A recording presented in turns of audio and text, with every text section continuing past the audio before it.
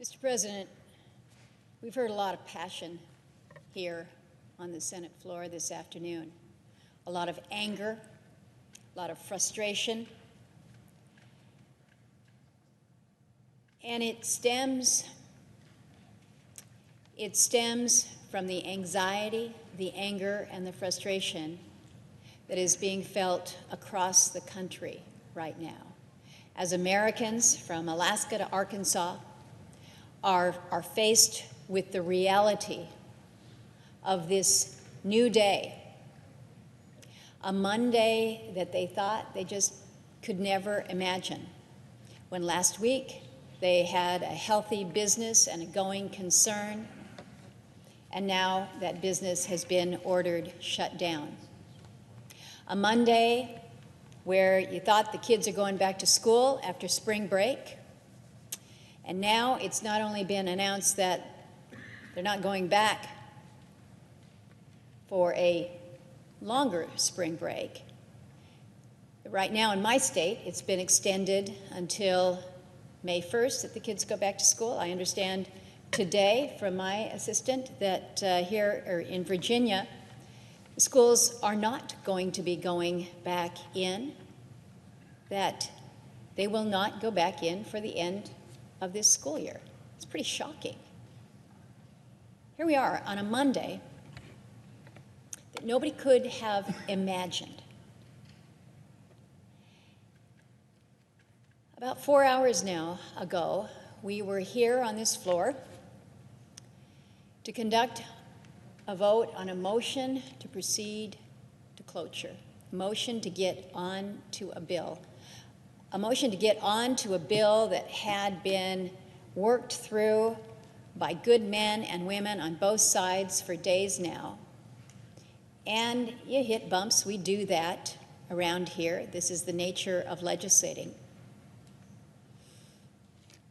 But this is not a time for the bumps to derail us. This is not a time that we have that is unlimited to extend debate, to extend a process when we have folks back home that we answer to that are angry, frustrated, and anxious.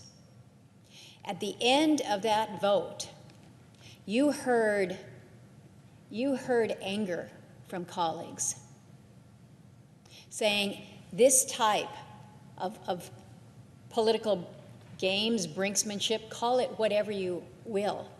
This is not what the American people deserve, and this is not what we should be doing as a United States Senate. And our leader asked us, he said, so where are we? Where are we right now? And I think he was speaking more, where are we in the process? We can ask that question in this body and say, are we a mere hours away from being able to reach agreement here? Where we are in the views of so many that are watching this right now, where the Republicans are saying, we must move on this now, we don't have time to wait, daylight is a wasting, to a response that we're still working, we're going to try to get this done. No, we can't just try to get this done. I was asked what I thought about the failure to come together on a vote last evening, and I said failure is not an option, plain and simple. Failure is not an option. And so we're continuing to work, but as we work, let's think about where the people that we work for are right now. We may say that we're stuck on some matters. We've got people that are stuck in places that they never could have imagined on this Monday.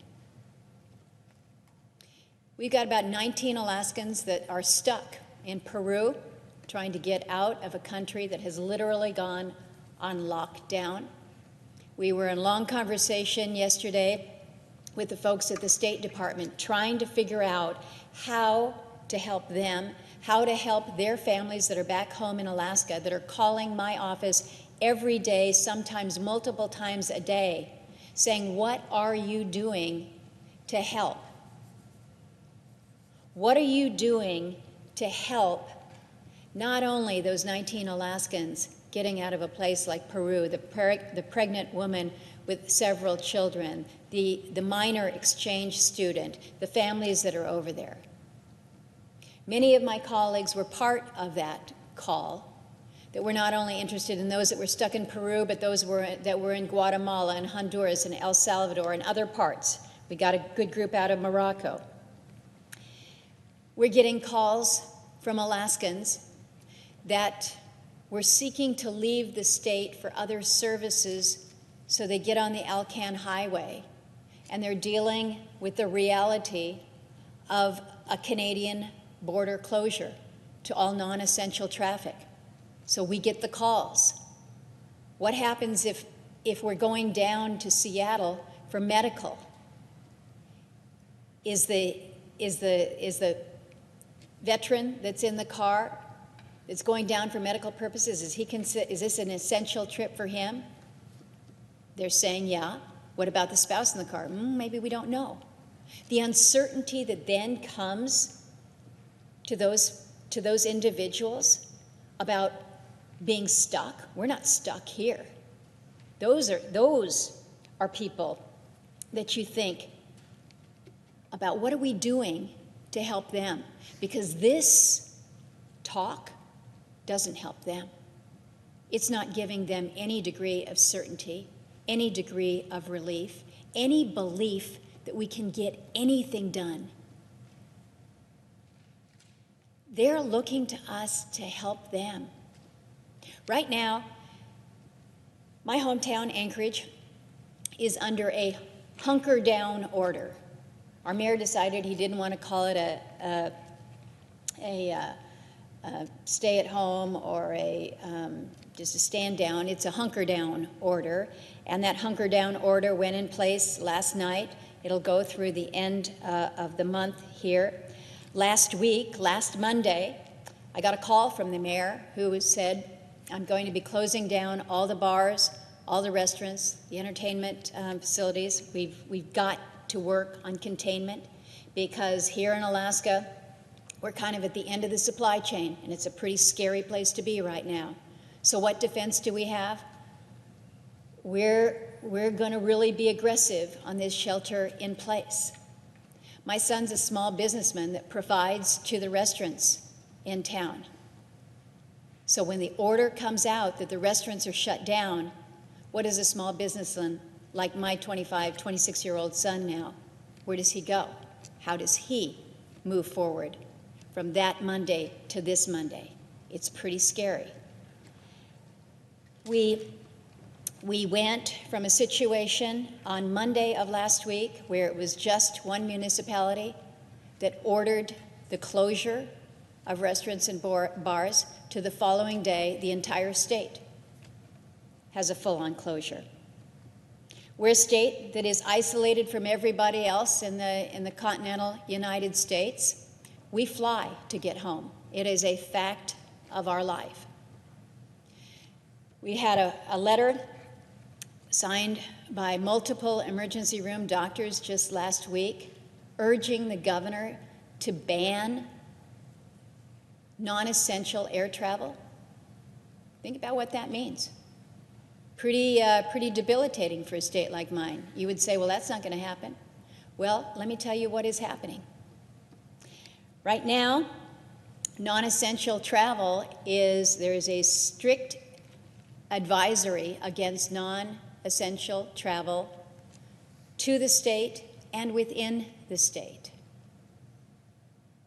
We have villages in the interior part of the state predominantly that are banning outsiders coming into the village by airplanes. So that might mean visitors coming in, which this time of year, it's pretty tough to have a big tourism industry in the interior part of Alaska, but the reality is that also means those planes that would be bringing your supplies. Now, if there's a medical emergency they would ask for relief out. This is how extreme the actions are. Because in Alaska, we felt fully the impact of the Spanish influenza a century ago that took out whole villages.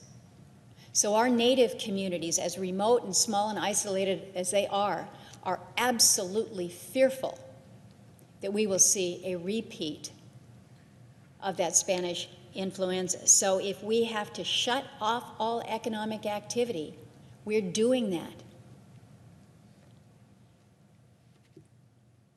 This weekend, a huge effort to move our homeless populations out of the crowded shelters into the shut-down sports arena and hockey arena so that we can put them in an area and a place where there is hopefully sufficient 6-foot distancing.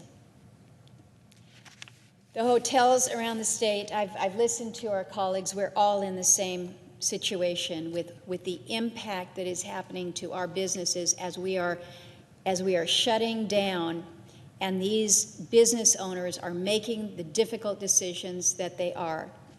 This morning, the faxes that I got from the hotel, the Quality Inn in Kodiak, Alaska, laying off 13 jobs. This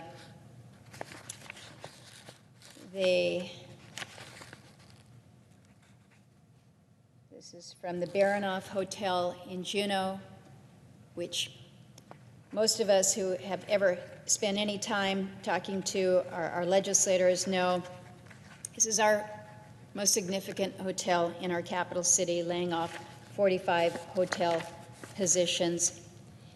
This is a reality that for them, as they are watching what's happening here in the Senate, or perhaps the inaction that is happening here before the cameras, they're saying, do I have alternatives to these layoffs? Will there be the level of support for me to keep my employees retained, to keep our community moving forward? I received a text from a friend who has Chena Hot Springs Resort. That resort he's owned now for 22 years. Never closed since he has had that in operation. But he is in a position now where he has told all 90 of his employees, you can stay here, we're not open, I'll feed you. And my hope is that Bernie is going to be able to keep those 90 employees. He's going to be able to pay them through the proposal that we've built into this legislation that we have an opportunity to move to if we can only do so. His ask to me in that text was not make sure that it's $150 billion or it has to be a $1.5 trillion. You know what he ended his text to me with was, he said, we need to make America kind again. He wants to take care of his family, his work family, and he wants to know that we're going to be responsive to that we will show that kindness that we would all hope would come.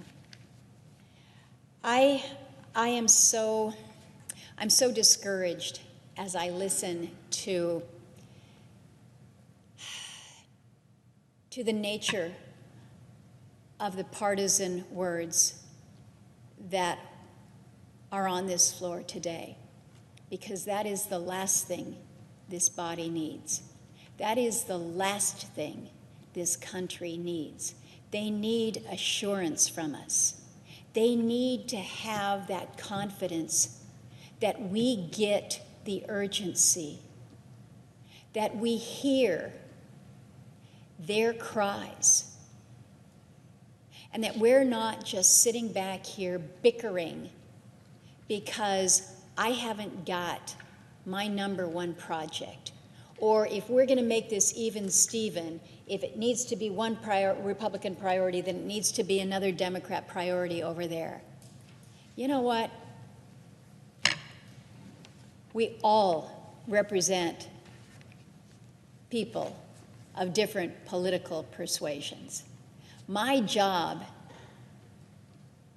as a senator from the state of Alaska is to represent all those Alaskans. And I would like to think that all Alaskans think that protective equipment for our medical providers is a priority for all of us. I would like to think that it's a priority for all of us, for all Alaskans, that we say it is best to keep those employees as part of your business, to keep that held in place until we can get on the other side of the immediacy of the health crisis, so that we can work together to avoid a further economic crisis. But instead of this Monday, the American public and Alaskans who are counting on me back home, instead of them being able to see this hope from their elected leaders that we've got it, that we understand the urgency, what they see are the partisan words. What they see is an empty chamber. What they hear is as much a measure of dysfunction as everything that they see in their world around them right now. One of the things that our governor has done, and he's made some hard choices in the past week to 10 days. He's made some decisions that will have significant and serious economic impact to a state that is already on its knees. But one of the things that he did was he put together what he's calling an Alaska Economic Stabilization Task Force. And this conservative Republican governor has appointed two co-chairs. One co-chair is a former Republican governor, Governor Sean Parnell, and the other one is one that many of my colleagues here in the Senate know, former Senator Mark Begich. Politically, you couldn't have two different guys who are ahead of this task force. But it sent a signal to Alaskans that, look, we are all in this together, that there are no Republican solutions, there are no Democrat solutions, there are just solutions, and we better figure them out. And the state of Alaska is working real hard to do that. I was just visiting with some of our Alaska labor leaders, and in addition to the issues that we're talking about, they're telling me that their members they're out making personal protective equipment.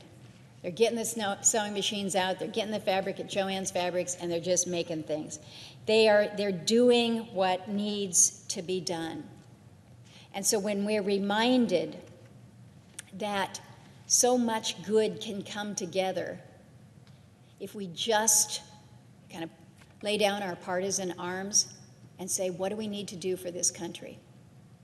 What do you want for Arkansas? What do we need for Alaska? What do we need for one another? Because right now, we don't need the words that just further separate us as Americans. So, Mr. President, I haven't talked about the contents of the bill that we have in front of us because so many before me this afternoon have. I think we all share the desire, I hope we all share the desire to get this done readily, to get it done quickly, because right now, Americans are losing hope.